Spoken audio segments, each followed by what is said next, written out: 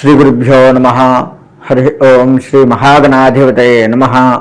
శ్రీ మహాలక్ష్మీనారసింహదేవతాయే నమో నమ. మనకి ద్వాదశ రాశుల్లో ఏ రాశి ఎట్లెట్లా ఉంటాయి, వాటి ఫలితాలు ఎట్లా ఇస్తారు, ఏమిటి అని తెలుసుకోవడం అనేది మనకు ఉత్సాహంగా ఉంటుంది. తద్వారా ఏంటయ్యా అంటే, ఏదైనా ఇబ్బంది కలిగేటువంటివి వచ్చినట్లయితే వాటిని జాగ్రత్త చేసుకుంటూ ఆ ఇబ్బంది నుంచి బయటపడటానికి కోసమే మనం ఈ రాశి ఫలాలు చెప్పుకుంటూ ఉంటున్నాము. ద్వాదశ రాశుల్లో వృశ్చిక రాశి. ఈ రాశి వారికి గ్రహాలన్నీ అనుకూలంగా ఉన్నాయి. ఈ రాశి వారికి అన్ని రంగాల వారికి కూడాను బాగుంటుంది. కొత్త పరిచయాలు వీళ్ళకి లాభదాయకాన్ని కలిగిస్తూ ఉంటాయి. కొత్త పరిచయాలు అవుతూ ఉంటాయి, అది కూడా లాభదాయకంగా ఉంటుంది. వృత్తి, ఉద్యోగ, వ్యాపార రంగం అన్ని రంగాల వారికి కూడా ఈ విధంగా చెప్పేది ఏంటంటే బాగుంటుందనే చెప్పుకోవచ్చు.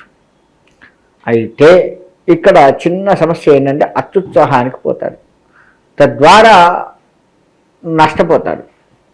ఎక్కువ ఉత్సాహాన్ని చూపించటం వల్ల మాత్రమే నష్టం వస్తుందే తప్ప ఇక ఎటువంటి ఇబ్బంది ఈ రాశి వారికి ఉండదు.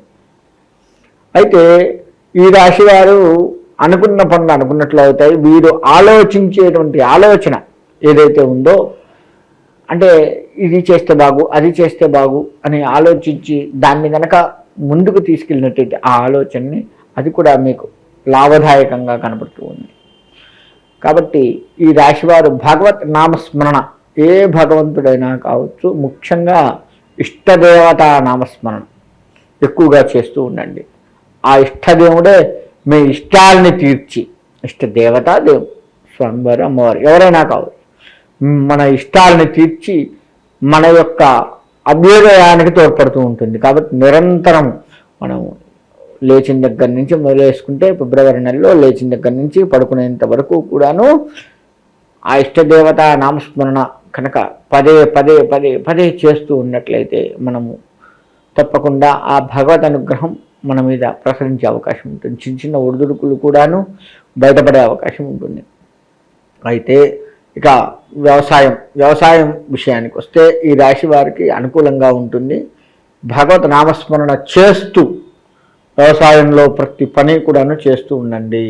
మీరు ఇప్పుడు ఉదాహరణకి మందు కొడుతున్నారు, భగవత్ నామస్మరణ మీకు వచ్చిన పాటలు, పద్యాలు ఏదైనా సరే దేవుడి నామము చేస్తూ మందు కొట్టండి.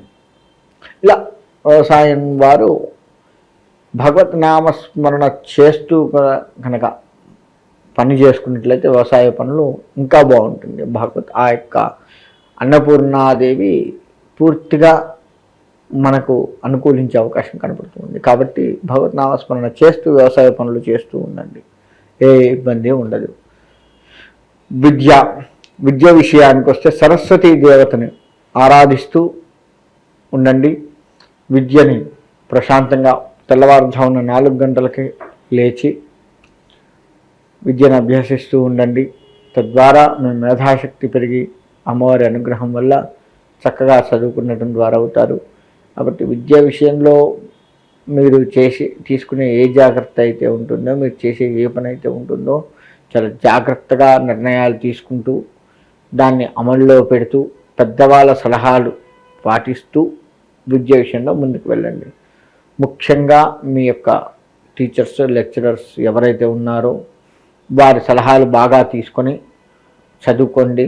తప్పకుండా వారి సలహాలే మీ పాలిట మంచి జరిగే అవకాశం కనపడుతూ ఉంది. కాబట్టి ఆ విధంగా ఉండాలి. ఇక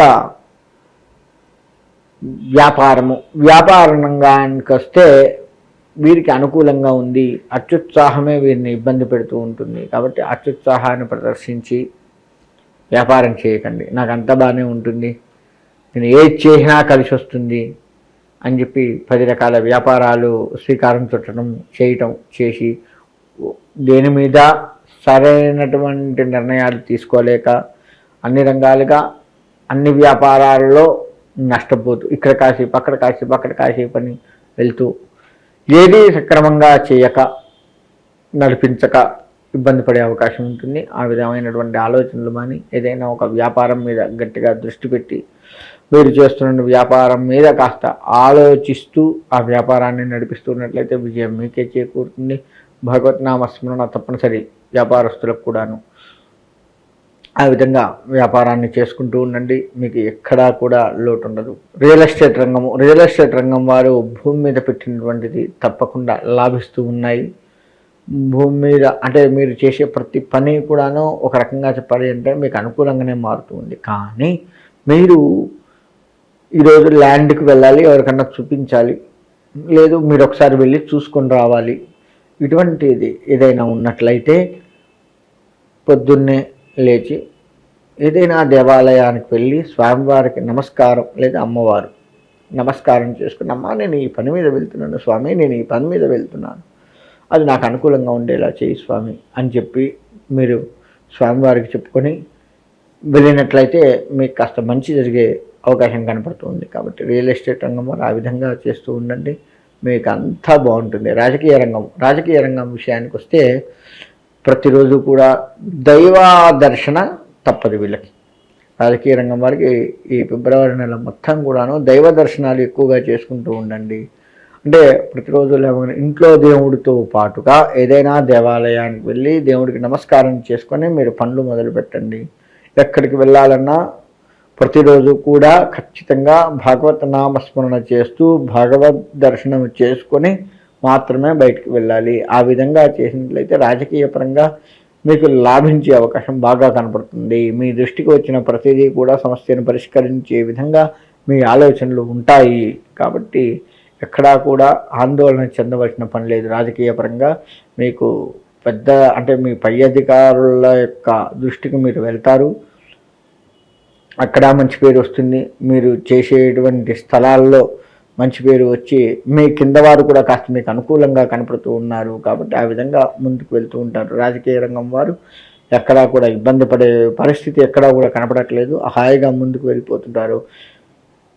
ఇక అన్ని రంగాల వారి విషయానికి వస్తే అన్ని రంగాల వారు కూడాను ఖచ్చితంగా భగవంతుడికి సంబంధించిన దర్శనము ప్రతిరోజు కూడా తప్పనిసరి. అలా అయితేనే మీకు మీ చేసే పనులు సఫలీకృతం అవుతూ ఉంటాయి. ఏ దేవుడైనా సరే దర్శించండి. శివుడు, అమ్మవారు, విష్ణుమూర్తి, ఆంజనేయ స్వామి, నారసింహస్వామి, ఇలా ఏ దేవుడు ఇదే దేవుడు అని ఇక్కడ నియమం లేదు. అలా ఏ దేవుడినైనా కానీ దర్శిస్తూ భగవత్ నామస్మరణ చేస్తూ మీరు ముందుకు వెళ్ళినట్టయితే ఈ రాశి వారికి అన్నిటా విజయాలు చేకూరే అవకాశం ఉంటుంది. కాబట్టి ఈ రాశివారు అత్యుత్సాహం ఒక్కటి తగ్గించుకుంటూ భాగవత నామస్మరణ చేస్తూ భగవద్ దర్శనములు చేసుకుంటూ గనక ముందుకు వెళ్ళినట్లయితే మీకు బాగుంటుంది. మీరు చేయవలసిందల్లా కూడాను భగవత్ నామస్మరణ, ఎల్లవేళ భగవత్ నామస్మరణ చేస్తూ ఉండండి. ముఖ్యంగా బీదవారు ఎవరైనా ఉంటే మీకు తోచినంత సహాయం బీదవారికి చేస్తూ ఉండండి. ఈ రాశివారు మీరు ఈ ఫిబ్రవరి నెలలో చేసే ఏ దానం అయినా సరే చాలా తృప్తినిస్తుంది. అటు తీసుకున్న వారికి ఇటు ఇచ్చిన వారికి ఇద్దరికీ కూడాను మంచి తృప్తినిస్తుంది. కాబట్టి దాన గుణం ఎక్కువగా చూపిస్తూ ఉండండి, తద్వారా మీకు మంచి జరిగే అవకాశం కనపడుతూ ఉంది. అన్ని రాశుల కంటే కూడా లెక్క వేసుకుంటే ఈ రాశి వారికి ఎక్కువగా మంచి జరిగేది కనపడుతూ ఉంది. కాబట్టి ఈ రాశి వారు ఎక్కువగా అత్యుత్సాహం ఒక్కటి తగ్గించుకుని ముందుకు వెళ్ళినట్లయితే విజయం మీదే అవుతూ ఉంది. భగవత్ నామస్మరణ మరవద్దు, భగవద్ దర్శనం మరవద్దు. మీరు ఇచ్చే సలహాలు, ఎవరికైనా సలహాలు ఇచ్చేది కనుక ఉన్నట్లయితే చక్కటి సలహాలు ఇస్తూ ఉంటారు. తద్వారా వాళ్ళు మిమ్మల్ని అభినందిస్తూ ఉండేది కనపడుతూ ఉంది. మీరు చేసే ప్రయాణాలు ఏవైతే ఉన్నాయో అవి అనుకూలంగా ఉంటుంది. ఇక ఉద్యోగస్తులకి ప్రమోషన్లు వచ్చి అది కూడా అనుకూలంగా ఉంటుంది. ఇక ఈ రాశి వారికి ఓవరాల్గా చెప్పాలంటే ఆరోగ్యం కూడా అనుకూలంగానే ఉంటుంది. ఎక్కడా కూడా అనారోగ్యంలో పడి ఇబ్బంది పడుతున్నాము అనేది లేకుండా ఈ రాశి వారు ముందుకు వెళ్తూ ఉంటారు. కాబట్టి అంటే మొత్తంగా చెప్పాలంటే ఈ రాశి వారికి చాలా బాగుంది అని చెప్పుకోవచ్చు. కాబట్టి అంత బాగున్న దానికి భగవంతుడు కూడా తోడయ్యాడు అనుకోండి, ఇంకా బాగుంటుంది. కాబట్టి ఆ విధంగా భగవంతుని సేవిస్తూ ముందుకు వెళ్తూ ఇంకా బాగుండాలని కోరుకుంటూ సెలవు తీసుకుంటాను.